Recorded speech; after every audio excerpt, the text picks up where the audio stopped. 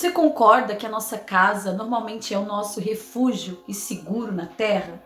Aquele lugar onde a gente se sente bem, protegido, quentinho, onde queremos sempre estar confortáveis e felizes aproveitando a vida com a família ou com as pessoas que a gente ama? Imagine você comprar a casa dos sonhos para você e sua família desfrutarem e de repente você vê a sua segurança e a sua privacidade sendo destruídas e invadidas de uma maneira sinistra. Pois isso aconteceu com Derek e Maria Broaddus, nesse caso que ficou mundialmente conhecido como o caso do vigilante.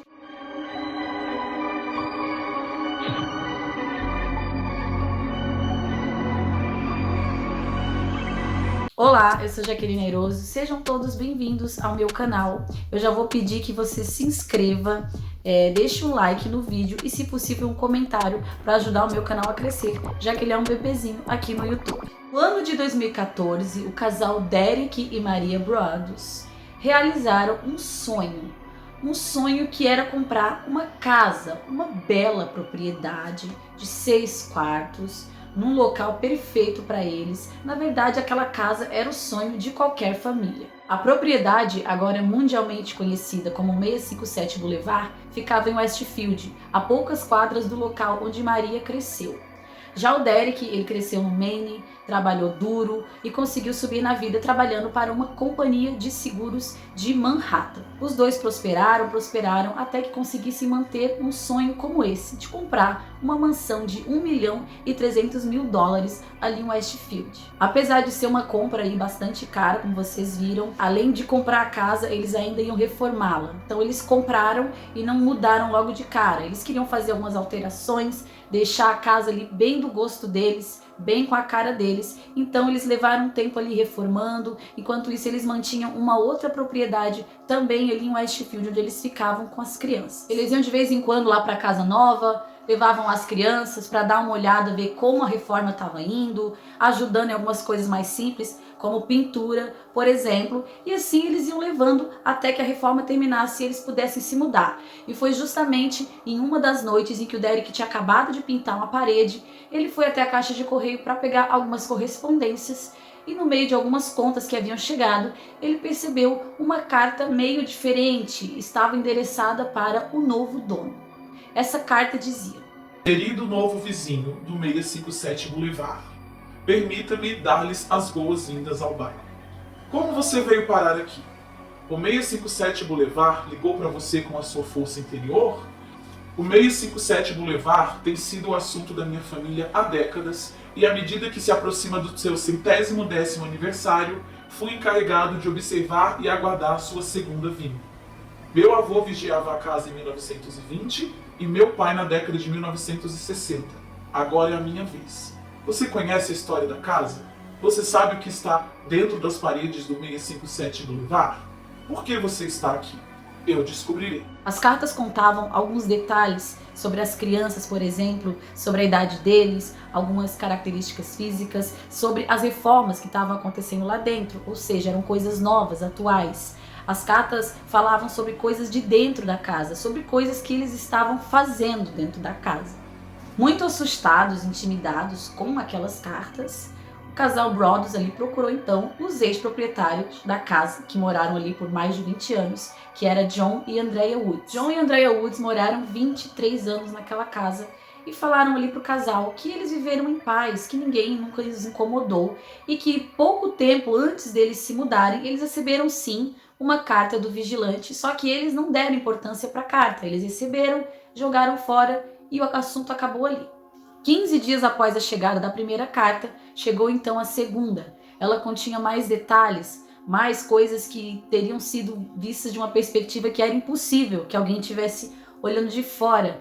E outra coisa, o vigilante se referia às crianças como sangue jovem, que acabava sendo uma coisa ali meio sinistra, meio ameaçadora, e às vezes a carta era escrita como se fosse a própria casa falando, de uma perspectiva como se a própria 657 Boulevard tivesse vida, como se ela tivesse ali um ponto de vista e tivesse realmente observando eles. Eu passo aí muitas vezes por dia. 657 Boulevard é meu trabalho, minha vida, minha obsessão. E agora você também é, família Broaddus. Bem-vindo ao produto da sua ganância. A ganância foi o que trouxe as 3 últimas famílias para o 657 Boulevard. E agora eu trouxe você para mim. O casal procurou então, depois de um tempo, as autoridades policiais porque se sentiam ameaçadas e inseguras e eles queriam saber, né, não somente quem era o autor daquelas cartas, mas quais eram as suas reais intenções. Claro que ao longo de anos receberam muitas cartas e foram surgindo várias teorias sobre quem seria o autor. Depois eu vou contar para vocês quais são as 3 teorias mais conhecidas. Quando eles procuraram a polícia pediu para que o casal não divulgasse ali pela vizinhança, pela comunidade, que estava recebendo as cartas. Eles queriam observar, afinal de contas, todos ali eram suspeitos. Todos mesmo, inclusive a própria família Browns.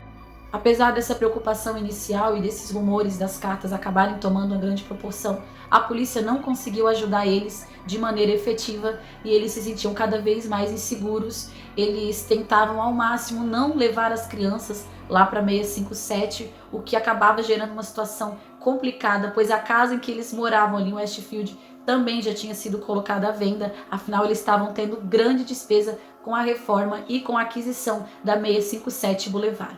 O Derek fez o que podia ali, o que estava ao seu alcance para tentar proteger a sua família. Ele instalou câmeras por toda parte, ficava vigiando ali, escondido nas sombras para ver se ele via alguém rondando a casa, para ver se ele flagrava alguém observando eles. Ele realmente se tornou ali um vigilante da propriedade. Eles também contrataram um investigador particular para tentar investigar ali os moradores que moravam ali na vizinhança, naquela comunidade, ver se algum deles estava envolvidos com aquelas cartas. Eles contrataram também 2 ex-agentes do FBI para fazer uma análise daquelas cartas. Afinal, como a gente sabe, dá para descobrir muita coisa através de caligrafia e da forma com que as pessoas escrevem. E um desses ex-agentes do FBI, Robert Lehan, percebeu que a pessoa que escrevia as cartas provavelmente era uma pessoa mais velha ali do que o casal e uma pessoa mais pobre do que o casal, ou pelo menos com menos recursos financeiros, pois nessa carta a pessoa demonstrava uma certa revolta contra os ricos e até nutria uma certa inveja pelo casal ter uma condição financeira que lhes permitisse bancar um imóvel daquele, né, de mais de $1 milhão. O casal já se encontrava assim bastante triste, abalado, já não tinha mais como sentir alegria, felicidade e plenitude na aquisição daquela casa que outrora tinha sido um sonho para eles. Eles estavam tão desesperados que chegaram a pedir para um padre ir abençoar a casa deles. De repente eles pensaram que poderia ser algo sobrenatural, algo maligno. Quando foi 6 meses após a compra da casa, a família Browns então já tentou vender o imóvel. Só que esse negócio das cartas já tinha ficado conhecido, já tinha vazado. Todos esses rumores já tinham tomado uma proporção gigantesca e eles tiveram muita dificuldade de vender. Isso passou-se anos, só lá em 2016 eles conseguiram encontrar uma família para alugar a casa. Nem conseguiram vender, só conseguiram alugar. Essa família não tinha medo do vigilante, não estava nem aí e alugou a casa. Bem nessa época chegou mais uma carta e essa carta era bem mais ameaçadora, bem mais expressiva e agressiva. Talvez um acidente de carro, talvez um incêndio, talvez algo tão simples como uma doença leve que nunca poderia desaparecer, mas que faz você adoecer dia após dia, após dia, após dia. Talvez a morte misteriosa de um animal de estimação. De repente, os entes queridos morrem, aviões, carros e bicicletas caem, ossos quebram. Essa história das cartas misteriosas da 657 Boulevard ficou tão famosa, tão conhecida, que no fim tinha gente de toda parte enviando cartas lá para casa, fingindo que eram o vigilante. Vamos enfim às teorias. A primeira teoria é de que a própria família Browns estaria por trás daquelas cartas. O motivo seriam por questões financeiras, né? A casa era bastante cara, eles estariam tendo dificuldade com a hipoteca, com a reforma, com as despesas ali em geral, e eles estariam querendo ou de repente diminuir o valor da propriedade ou conseguir monetizar toda essa situação de alguma forma. O que na verdade a gente não pode negar que acabou acontecendo. Eles ganharam ali uma certa fama e várias produtoras grandes ficaram atrás deles por um bom tempo para conseguir os direitos para contar essa história deles. Durante muitos anos eles resistiram e não contaram, não deixaram fazer um filme. Só que é claro que isso não é mais uma realidade, visto que a própria Netflix está estreando uma série baseada nessa história. Então eles foram os primeiros suspeitos. Só que isso era uma coisa complicada, afinal de contas eles eram suspeitos, mas eles eram os que mais sofreram por toda essa história. Tinha as crianças, tinha todo o sonho que eles diziam ter perdido. Inclusive, um pouco antes de finalmente conseguir sair da casa, o Derek Braudus enviou carta para todos os vizinhos ali, para os vizinhos sentirem na pele, né? O que era receber uma carta. Ele fez isso porque ele estava assim, simplesmente de saco cheio de tudo que eles tinham passado e ainda terem que ficar ouvindo acusações deles mesmos estarem por trás disso. Essa é uma teoria que muita gente acredita, mas na verdade não tem como saber. A segunda teoria é um homem intitulado ou auto-intitulado The Gamer. Parece que esse homem teria sido flagrado em um carro, ali, um veículo bem próximo da propriedade, tarde da noite. Não se sabe o que ele estaria fazendo, até onde ele estaria observando, mas o fato é que ele foi apontado ali como um suspeito, mas nunca conseguiram de fato provar que ele estava por trás das cartas. As cartas eram feitas em máquina de escrever, eu não me atentei a esse detalhe, mas elas forneceram ali algumas digitais, algumas amostras que poderiam identificar quem escrevia a carta. E esse tal gamer aí não foi acusado formalmente de nada. E a terceira teoria é Michael Langford, um senhor que morava ali na região, que era um dos vizinhos da comunidade, e toda a família dele já vivia ali há muitos anos. Parece que desde a década de 60. E na carta o vigilante falava que o seu pai observava a casa desde 1960. Isso acabou gerando ali umas suspeitas, mas a polícia não conseguiu fazer ele achar o DNA de ninguém daquela família nas cartas e ele acabou sendo liberado. Por fim, esse caso tão mundialmente famoso a ponto de virar uma série da Netflix nunca foi solucionado e permanece um mistério ainda nos dias de hoje. O casal acabou cedendo ali ao vigilante e conseguiu vender o seu imóvel por cerca de $400 mil a menos, tendo esse enorme prejuízo, mas finalmente se livrando ali de serem os moradores da 657 Boulevard, o que parecia que aquilo tinha um preço muito alto.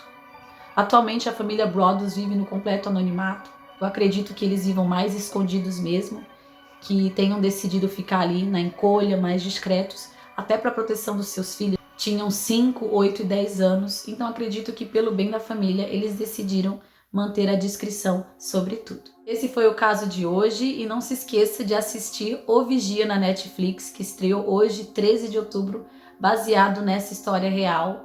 Eu daqui a pouquinho já vou assistir. Obrigada, se você chegou até aqui, obrigado por assistir o vídeo. Se puder, inscreva-se no canal, deixe o seu like e deixe um comentário. Tem muita coisa legal vindo aí. Agora outubro, mês de Halloween, tô preparando muitas coisas legais, sinistras, histórias inesquecíveis. Até o próximo vídeo. Tchau!